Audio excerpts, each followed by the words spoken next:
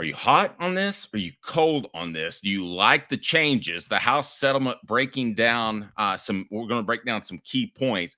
In general, Caleb, do you like what they came up with, or do you dislike what they came up with? To give everybody an idea, the athletic department revenue for the University of Tennessee was last year it set a record. It was 234 million.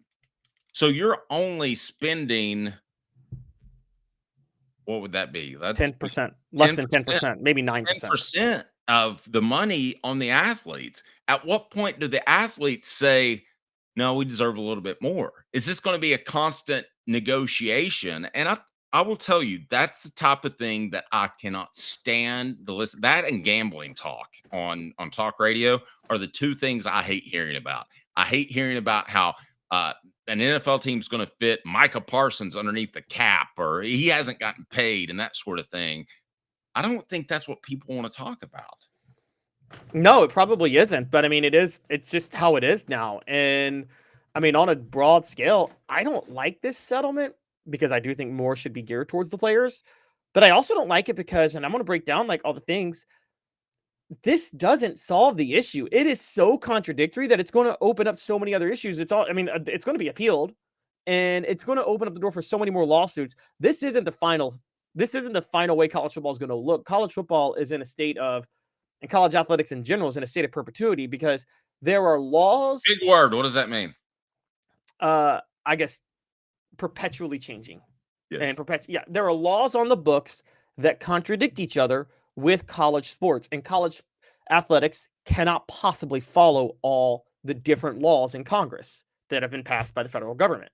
You can't follow the antitrust laws and Title IX at the same time. It's literally impossible. And so that's why this settlement's going to be an issue. Yeah, I mean, this is going to get a lot of massaging going down the pike. I don't think there's any thought as far as this is just the way it's going to be. I just don't think you want every offseason.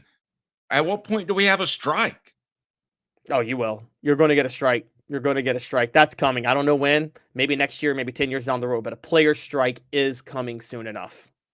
And we're going to see how that goes. It'll be a team first. It'll be one team that'll do it. I don't know who. I don't know when. I don't know how. I don't know where. But one team's going to do it.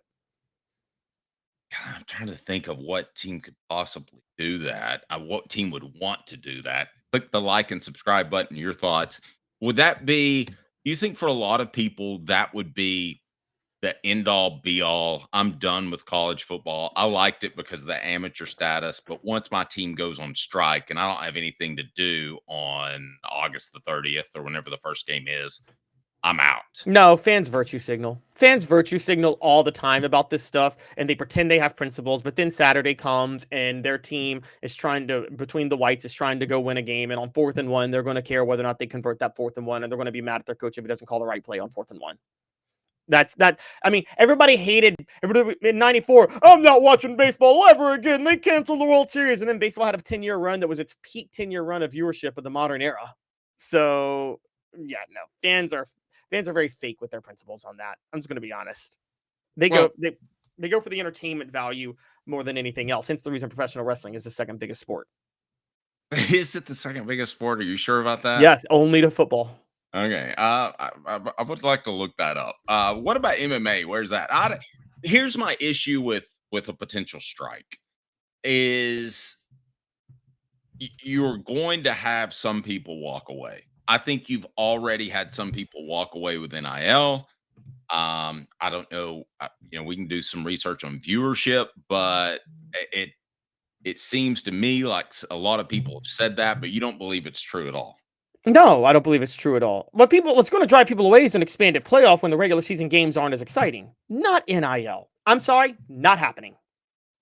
Okay. Welcome to the program. He's Caleb Calhoun. I'm Dave Hooker. Hit the like and subscribe button. We want you to be a part of it. So go ahead and tell us where you would spend the money. Hot or cold, brought to you by City Heating and Air Conditioning, cityheatandair.com. We dig into some of the key issues with this upcoming bill that has been passed. It just seems like we've gone a long ways in 5 years. It really does. I still remember being at SEC Media Days when they announced it that they were going to do this, or at least head in this direction.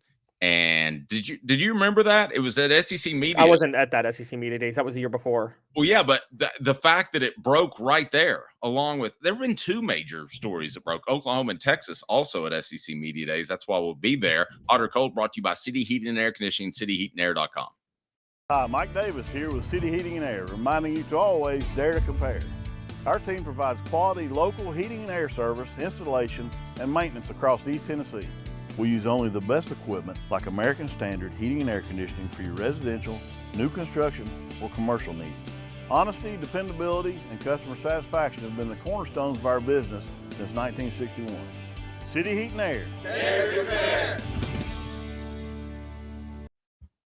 That's hot. All right, Hot or Cold brought to you by City Heating and Air Conditioning. You agree, disagree with this?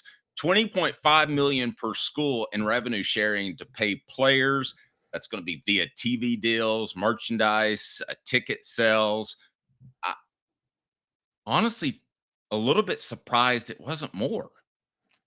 Yeah, I'm cold on this. I mean, honestly, if you're going to start allowing schools to pay players directly, it should be a lot more because the schools bring in college athletics brings in way more money than that, particularly with the TV deals. I mean, the Big Ten has $1 billion TV deal. So every Big Ten school, I'm trying to do the math, but I'm pretty sure every Big Ten school gets close to like $40 million alone just from TV deals. Oh. And that's just for football. I gotta agree. I'm cold on that as well. If you're going to pay them, and we could have that debate all we want to, but if you're going to pay athletes, I thought they deserved more. Be real honest with you. I don't want that to sound like I'm contradicting myself. The cap will adjust based off revenue of Power 5 schools. Now, this is a key phrase. Power 5 schools, not your individual school. So what happens when this goes up to 40 or 50 million, which it's going to at some point? Caleb, at what point can, I'm just picking a school at random, the Wake Forest of the world not compete? Well, they'll be able to somewhat compete because part of that revenue, a big part of it, is the TV deals that the conferences sign. And remember, that TV revenue in the conferences, they all have to split it evenly. But you are right, because that's for the SEC and the Big Ten. The ACC is a different story. You brought up a great one with Wake Forest. So, like, Vanderbilt will still be able to compete because Vanderbilt's going to get as much of that TV revenue as Alabama is, no matter how much of a bigger draw Alabama is in a regular year. But in the ACC, Florida State and Clemson, just to save the conference, was able to negotiate where they are going to get a bigger cut of the revenue share next year from the TV deals than Wake Forest. And like the ACC is now paying out based on what you generate revenue, based on what you generate ratings wise. And so you are right. What happens to Wake Forest? They go by the wayside and they sink into irrelevancy. And as the cap adjusts, that will happen. That's going to happen. That's going to happen. There will be another reorganization of conferences in 10 years. Wake Forest is going to be left out. They're not going to be in it. Wake Forest, I just did some quick Googling.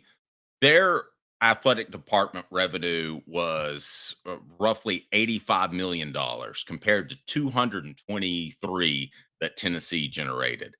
Mississippi State, that's an SEC school. What do you think their revenue was? 125.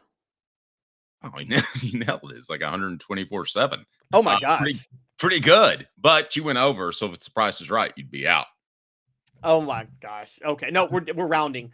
Okay, but Dave, remember this with Mississippi State. Like I said, they're going to get an equal cut of the SEC TV revenue, which, oh yeah, it's a bad deal now that Greg Sankey signed, but in 10 years, that's going to change, or 9 years, they'll get a better deal.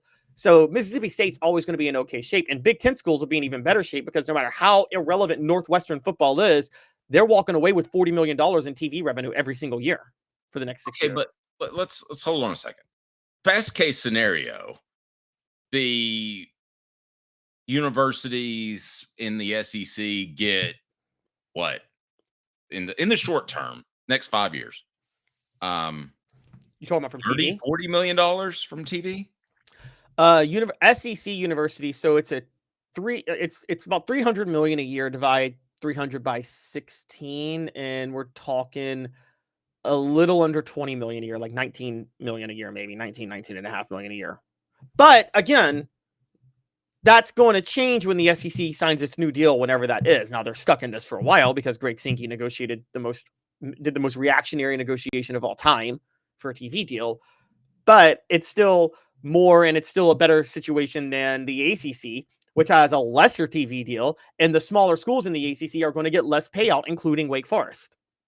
Well, SEC schools right now get about 52.5 million.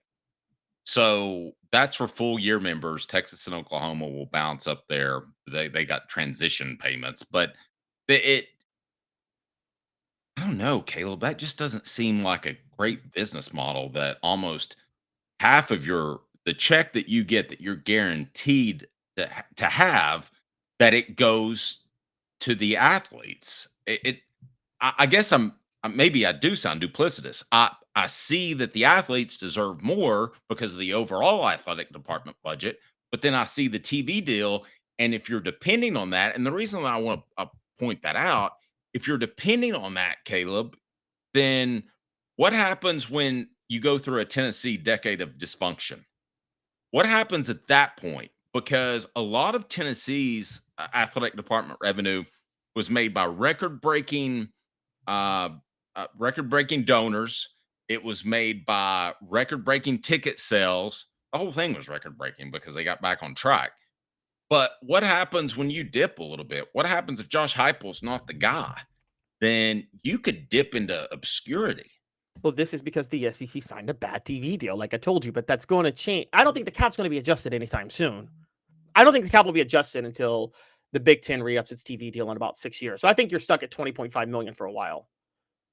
And that's less than a fifth of any SEC school's total revenue that they could pay. All right. Looking at the message board, we want your comments. We appreciate that.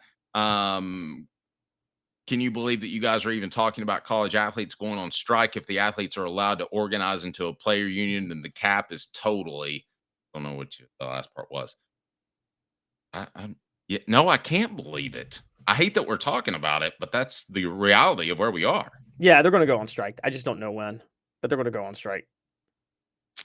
I also wonder if you do. My plan is to spend all on football and tell everybody else too bad. Now, that sounds good, but what happens when the baseball team runs off? Let's get to more of the points of the settlement. Diving into the next point, the schools can opt out of taking part in the payments. Not going to happen in the SEC, but schools don't have to pay the 20.5 million. Yeah, not going to happen. Just going to go ahead and tell you, Wake Forest is not. I'm just picking Wake Forest randomly. Well, Wake Forest is done as a program in 5 years, but yeah, I'm actually State. Let me throw them out there. Yeah, I'm okay. I think because of the TV revenue, Mississippi State will be fine. You just pointed out what they made last year, 125 million, 20.5 million. That's less than a fifth of their overall revenue. Their overall revenue athletically is 125 million. They have to pay out 20.5 million, and we're not even including the fact that overall revenue doesn't factor in the money the SEC pays them every year from their TV payouts. So they'll have enough money to a certain degree. They're not going to opt out. I mean, I'm cold on schools being able to opt out. I don't think they should opt out. I don't think you should be allowed to. And people will say, well, what if they don't have the money? Well, that's on the school at that point. I think the school should have obligations to the players. Scholarship limits will be placed by roster limits for schools that opt into paying players. I mean, in all reality, what are we even talking about scholarships anymore? Are these guys going to class? I was talking to somebody very involved with Tennessee athletics. Like, are they really going to class at all? I mean, when is the last time you've heard of someone getting suspended for academic shortcomings? Yeah, it hasn't really happened in a long time. They create fake shell classes for them. This is the only reason this is interesting, though, is because scholarship limits, they haven't set the roster limit yet. They haven't, but that's going to be a big thing because I think a lot of schools were using with the NIL, we're kind of going the old Nebraska model. If you think about it, Dave, where they were loading up on a lot of walk-ons that they were paying. Yeah, I almost called you over the weekend because there was an athlete and I couldn't identify who it was because I caught the middle of the interview and the show host didn't do a great job of reintroducing them, as you should always do. He's Caleb Calhoun. I'm Dave Hooker. But Caleb, I was absolutely laughing out loud. They asked this athlete, they said it was a football player. He went to Ohio State. And I couldn't identify him. He was on a national syndicated network. And they said, "Are you what do you want to do with your major?" And he goes, "Man, I'm all about football." He goes, "I'm just all about football." And he goes, "I was a finance major and I realized I had to downgrade that a little bit." He just openly admitted to cutting back on academics so he could focus on football. Well, I mean, it was Ohio State where Cardale Jones said 11 years ago, everybody got mad at him. Remember when he said, "Why should we go to classes when we're here to play football? Classes are pointless." And everybody got mad at him, but he was right. He was dead right. So I think that, the roster limits are going to be interesting. They haven't settled those yet, but I think that's going to be an interesting way to get around this. For those who don't know the history, by the way, the only reason scholarship limits exist is because of Johnny Major's recruiting class at Pittsburgh that won the national title with Tony Dorsett. He signed like 100 people that year, the first year at Pittsburgh. NIL deals worth more than $600 have to be vetted by a third party. I will go ahead and tell you, Caleb, not to interrupt. I will go ahead and tell you, as a person who's been involved with NIL, and I think probably the only one to be successful with it that I'm aware of, if I had to go through a third party, I probably wouldn't have bothered. I am so cold on this, and I think it is in every way a violation of antitrust law. So think about what they're doing here. They are saying an independent third party, which they're calling, by the way, I want to point it out, they're calling it NIL Go, is going to determine whether or not your business is a legitimate business dealing with the company or some sort of pay for play. Now, I'm sorry, there is so many incentives now for this, and this NIL Go organization is going to get corrupted by people who have their own jobs. So they're going to be totally ham-handed on whether or not they agree that this is a legitimate business or pay for play. No, I don't care what the intention is. You're allowed to make money through a third party. You're allowed to make money independently on your name, image, and likeness, independently of the school. There should be no limits of that. I'm pro Wild Wild West. If you want contracts in, fine. But I don't think there should be any government or NCAA agency as a third party sitting there saying, "Well, we're going to determine if this is a legitimate party or not, or a legitimate business deal." This is a way for them to put more money back in their own hands because they're mad some of it's going to the playoffs. Minor league for the NFL. Yeah, I think that's pretty much where we're headed. The more and more I look into this, the more I just don't like it at all. And I think you're just putting more rules on the sport, and you're going to have more dumb enforcement that we saw from the NCAA. And it means the NCAA is around a little bit longer, which I was kind of hoping wouldn't be the case. Let's keep going. Hot or Cold brought to you by City Heating and Air Conditioning, cityheatandair.com. NIL Go. College Sports Commission will be operated by conferences independently of the NCAA, created to bring greater scrutiny to NIL deals. I think I know your take on this. It's unfair. It's illegal. So we'll get to the exact amount of money that will go to athletes. Again, Hot or Cold brought to you by City Heating and Air Conditioning, cityheatandair.com. As Caleb, if you want to weigh in on that, you can. And then the $2.7 billion in back payments to athletes from 2016 to 2024. How in the world does that work out? Well, I'll get to that in a second. But yeah, the first one, the College Sports Commission, yeah, there should be no scrutiny over NIL deals. NIL deals should be allowed no matter what. I don't care if you enter into it with a drug dealer. Okay. I'm sorry. You should be allowed to make NIL money, whatever you want to make and whatever they want to pay you. As far as the back pay, I have no idea how they're going to divvy up this back pay. $2.7 billion in back pay to athletes from 2016 to 2024. One, you don't think people from 2015 are now going to sue on this and be like, "Wait, where's my back pay?" I mean, why stop there? Yeah. Why stop at 2016? I'm not a fan of this one either. And I'm cold on this because I just don't see any way this holds up in court.